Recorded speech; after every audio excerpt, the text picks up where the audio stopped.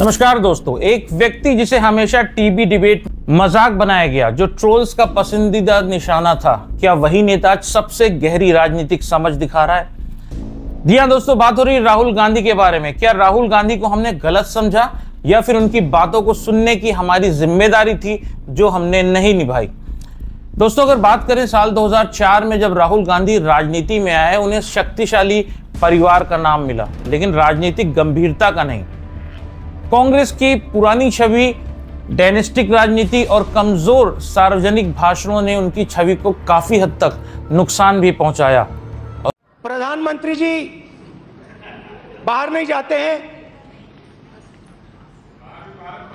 नहीं बाहर जाते हैं मतलब अब्रॉड जाते हैं, ओबामा जी के पास, ट्रंप जी के पास जाते हैं, मगर अपना जो सिक्योरिटी कवर है। और कई ऐसे वीडियो क्लिप्स आए जिनके बहुत से मीम बने और लोगों ने उसकी बहुत चर्चा की। मीडिया में उन्हें पप्पू कहा गया और ये छवि सालों तक गहरी होती गई। देखो, कोई भी वजह हो, राहुल गांधी हम नहीं सुनते, राहुल गांधी की वो तो पप्पू है। अक्सर टीवी डिबेट्स में लोग आपस में बात करते दिख जाते थे कि राहुल गांधी गंभीर नहीं है, पीएम मटेरियल नहीं है, ऐसा भी कहा गया। लेकिन असली सवाल ये नहीं है कि उनकी छवि कैसी थी, असली सवाल ये है कि उन्होंने समय के साथ क्या सीखा और कैसे सीखा। राहुल गांधी की राजनीतिक समझ को अगर सतही तौर पर देखें तो शायद वो साधारण लगे, लेकिन जब आप उनकी बातों का विश्लेषण करेंगे तो गहराई सामने आ जाती है। अलग अलग टॉपिक है जिस पे अगर बात करें तो राहुल गांधी की समझ के बारे में आपको पता चल सकता है। दोस्तों, अगर नोटबंदी की बात करें तो राहुल गांधी ने कहा यह गरीबों पर हमला है, इसमें सिर्फ काले धन वाले बचेंगे। बाद में आरबीआई ने माना कि 99% पैसा वापस सिस्टम में आ गया। 2016 में प्रधानमंत्री नरेंद्र मोदी ने 8 नवंबर की रात को ऐलान किया कि 500 और 1000 के पुराने नोट रातों रात बंद कर दिए जाएंगे। सरकार आज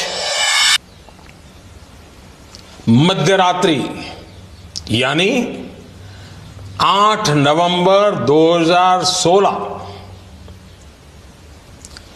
की रात्रि को 12 बजे से वर्तमान में जारी 500 रुपए और 1000 रुपए के करेंसी नोट लीगल टेंडर नहीं रहेंगे। सरकार ने दावा भी किया कि इनका मकसद था काले धन पर वार करना, नकली नोटों को हटाना और आतंकवाद की फंडिंग को रोकना। लेकिन असल में क्या हुआ? रिजर्व बैंक ऑफ इंडिया की रिपोर्ट के मुताबिक 15.41 लाख करोड़ की पुरानी नकदी चलन में थी।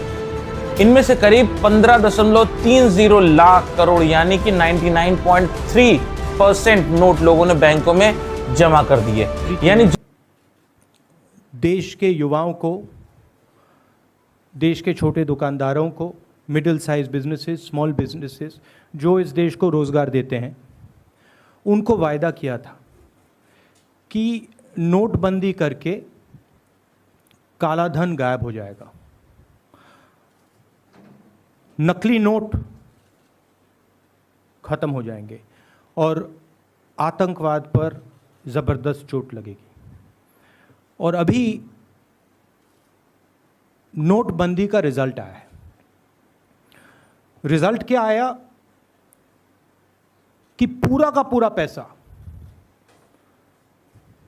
वापस आ गया। 2% जीडीपी,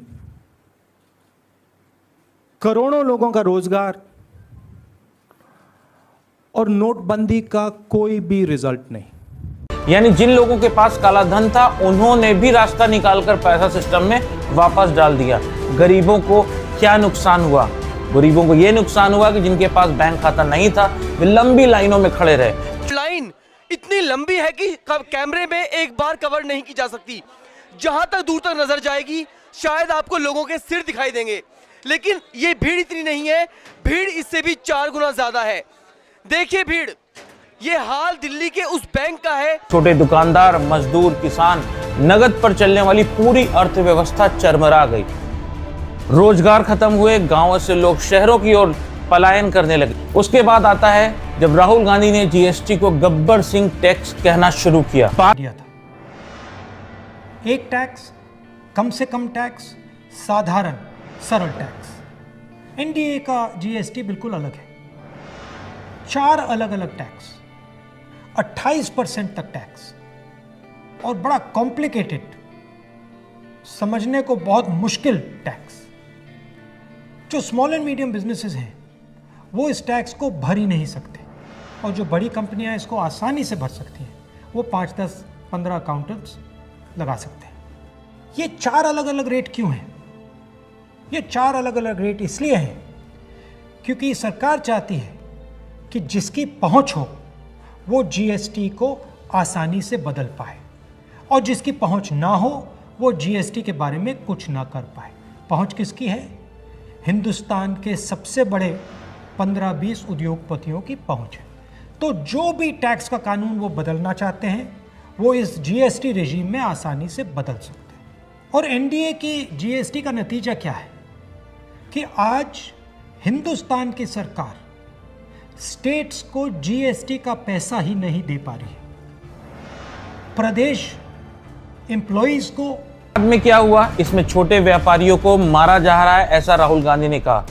व्यापारियों में असंतोष बढ़ा, बाद में देखा गया सरकार ने बार बार स्लैब भी बदले। जब 2017 में जीएसटी लागू हुआ तो सरकार ने कहा कि एक देश एक टैक्स से व्यापार आसान होगा, टैक्स चोरी रुकेगी और देश की अर्थव्यवस्था को गति मिलेगी। लेकिन दोस्तों बाद में क्या हुआ, जमीनी हकीकत इससे बहुत अलग निकली, खासकर छोटे व्यापारियों और स्थानीय दुकानदारों के लिए। छोटे व्यापारियों की दिक्कतें, पहले जहां वे 1 या 2 टैक्स भरते थे, अब उन्हें कई tax slab, return filing, computer system जैसी जटिल चीजों से जूझना पड़ा। एक छोटा दुकानदार जो कंप्यूटर नहीं चलाना जानता, उसे हर महीने 3 रिटर्न और साल में 37 फॉर्म भरने पड़े। छोटे और अनौपचारिक व्यापारी जो नगद लेन देन करते थे, ये जीएसटी के जाल में फंस गए। असंतोष क्यों बढ़ा ये भी जान लेते हैं। हर सामान पर अलग अलग स्लैब थी, किसी पर 0%, किसी पर 5%, किसी पर 12%, किसी पर 18%, किसी पर 28%। ये भ्रम फैलाने वाला और जटिल सा लगने लगा। व्यापार मंडलों, बाजार संगठनों, छोटे उद्योगों ने जीएसटी को गब्बर टैक्स कहना शुरू किया, जो कि राहुल गांधी ने पहले ही बोला था, यानी कि एक ऐसा टैक्स जो लूटता है, डराता है। सरकार को पीछे हटना पड़ा। लगातार विरोध और व्यापार ठप होने की शिकायतों के बाद सरकार ने बार बार टैक्स स्लैब्स को बदला।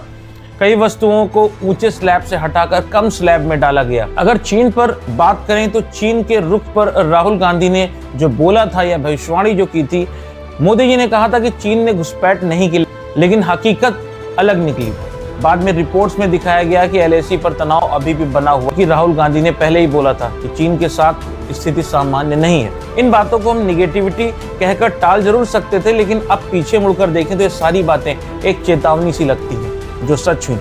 2022 के बाद राहुल गांधी ने अपनी राजनीतिक शैली पूरी तरह बदल दी। अब वो संसद से ज्यादा जनता के बीच दिखाई देने लगे। भारत जोड़ो यात्रा, लगभग 3500 किलोमीटर लंबी यात्रा, 12 से ज्यादा राज्यों में सीधे आम जनता से संवाद, धर्म, जाति, वर्ग से ऊपर उठकर जोड़ने का प्रयास था। इस यात्रा ने राहुल गांधी को दिल्ली के नेता से धरातल का नेता बना दिया। रणनीति में बदलाव किया गया। जातिगत जनगणना पर राहुल गांधी ने जोरदार अपनी बात रखी और कहा कि हम जाति जनगणना तो कराकर ही रहेंगे। जाति जन क्या है? अब स्पीकर सर, उन 20 लोगों में से 90% लोगों में से 90% लोगों में से सिर्फ 2 हैं, एक माइनॉरिटी और एक ओबीसी। और इस फोटो में एक भी नहीं है। मतलब फोटो में आपने पीछे कर दिया, फोटो में तो आने नहीं दिया आपने, कोई नहीं आ सकता। और मैं चाहता था कि बजट में जाति जनगणना की बात उठे, जो पूरा देश चाहता है। 90% हिंदुस्तान जाति, 95% जाति जनगणना चाहता है। कौन चाहते हैं? दलित चाहते हैं, आदिवासी चाहते हैं, पिछड़ा वर्ग चाहता है, गरीब जनरल कास्ट के लोग चाहते हैं, माइनॉरिटी चाहते हैं, सब चाहते हैं, क्योंकि सब लोगों को यह पता लगाना है कि हमारी भागीदारी कितनी है, हमारी हिस्सेदारी कितनी है। मगर सर, मैं देख रहा हूं सर, सरकार हलवा बांटती जाती है, और बांटता कौन है? वही 2-3% लोग, और बंटता किसको है? वही 2-3% लोग। और बाकी हिंदुस्तान, 90% हिंदुस्तान देख। फाइनेंस मिनिस्टर मुस्कुरा रही हैं। कमाल की बात है। ये हंसने की चीज नहीं है मैडम, ये हंसने की बात नहीं है, ये जाति जनगणना है। जाति जनगणना है, इससे देश बदल जाएगा। जनगणना पर आप हमारे वीडियो को देख सकते हैं। राहुल गांधी ने दिखाया कि राजनीतिक सिर्फ चुनाव लड़ना नहीं है, जनता को जोड़ना, मुद्दे उठाना और दूरदृष्टि रखना भी एक राजनीति की पहचान है। 2024 का चुनाव अगर राहुल गांधी हार भी जाते तब भी यह तय हो चुका था कि अब वो केवल वंशज नहीं रहे, वो एक गंभीर, विचारशील और दूरदर्शी नेता बन चुके थे। हाल ही में दोस्तों राहुल गांधी द्वारा की गई कई भविष्यवाणियां और टिप्पणियां समय के साथ सटीक साबित हुई हैं। यहाँ कुछ प्रमुख उदाहरण जो हैं वो आपको दिए देता हूँ। जैसे कि उन्होंने बोला था गिग वर्कर्स के अधिकारों की वकालत उन्होंने की थी। राहुल गांधी ने भारत जोड़ो यात्रा के दौरान गिग वर्कर्स की समस्याओं को उजागर किया था।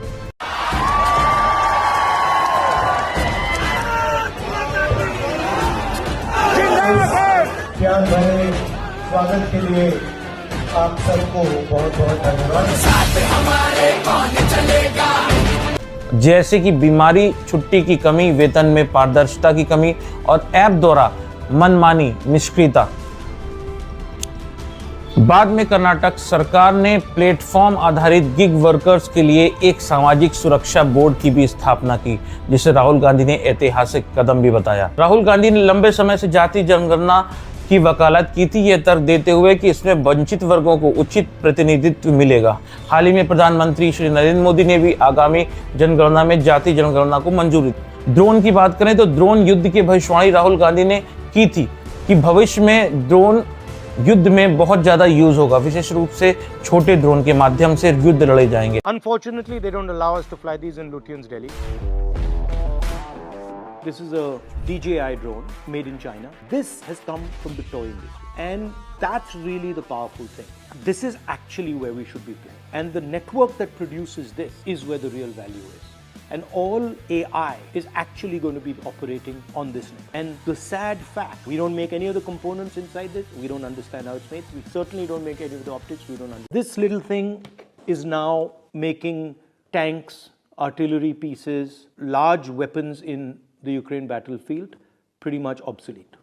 I said that industrial systems fight wars. This is actually a commercial product. This is made by a Chinese factory called DJI. This thing to transform the battlefield. Earlier, the Air Force used to operate, let's say, for the most part, above 10,000 feet.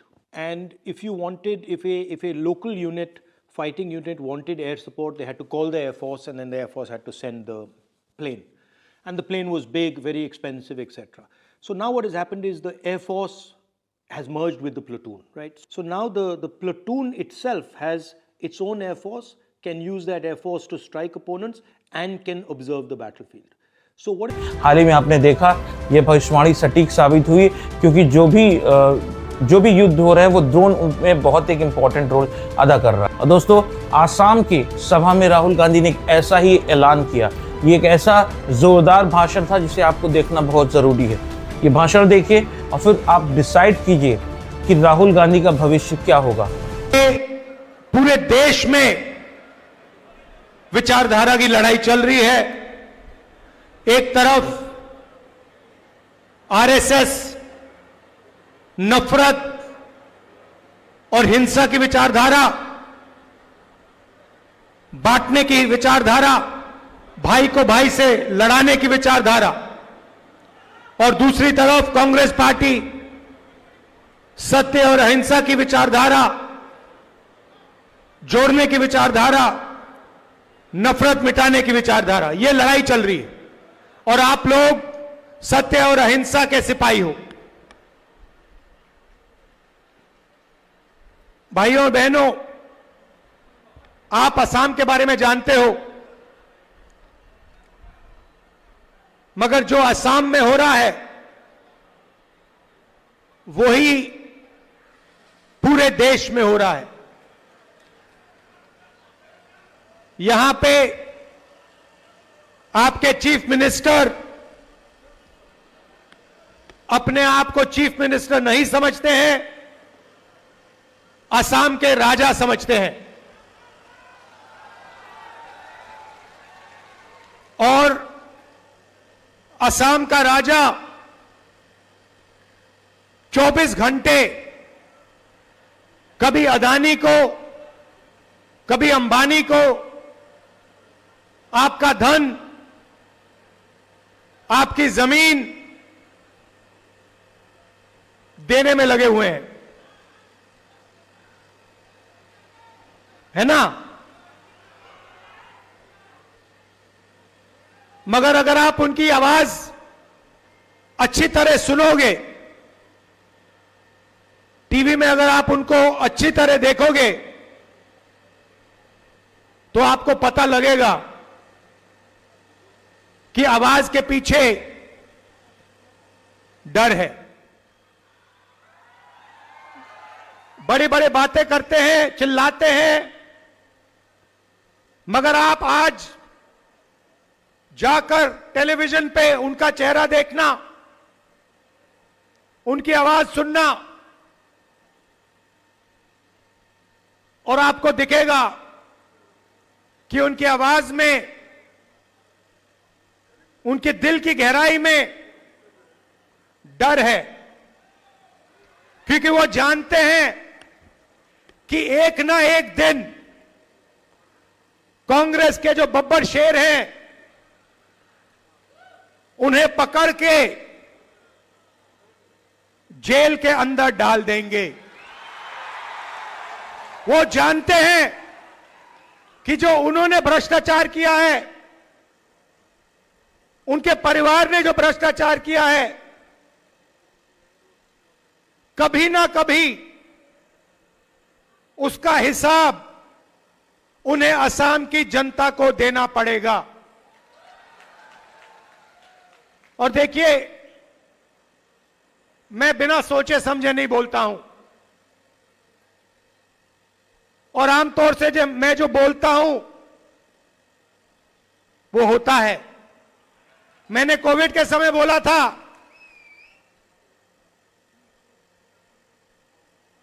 नोटबंदी के समय बोला था, गलत GST के समय बोला था, और नतीजा आपको दिखा। और मैं आज आपको बोल रहा हूं कि कुछ ही समय में आपको यही मीडिया वाले आपके चीफ मिनिस्टर को जेल जाते हुए दिखाएंगे, और इससे उनको ना मोदी बचा पाएगा, ना अमित शाह बचा पाएगा। आप देखना, वो जेल के अंदर आपको दिखेंगे। इतना तो तय है कि राहुल गांधी को अब लोग इग्नोर नहीं कर सकते। उन्हें यूं ही पप्पू कहकर बुलाना बेवकूफ़ी होगी, क्योंकि अब उनको इग्नोर करना किसी भी बड़ी पार्टी के लिए बहुत मुश्किल होगा। तो दोस्तों, ये था आज का वीडियो। आशा करता हूँ वीडियो आपको पसंद आया होगा। पसंद आया हो तो लाइक कर लीजिएगा, चैनल को सब्सक्राइब कर लीजिएगा। मिलते हैं नए वीडियो में, तब तक अपना ध्यान रखिए। नमस्कार।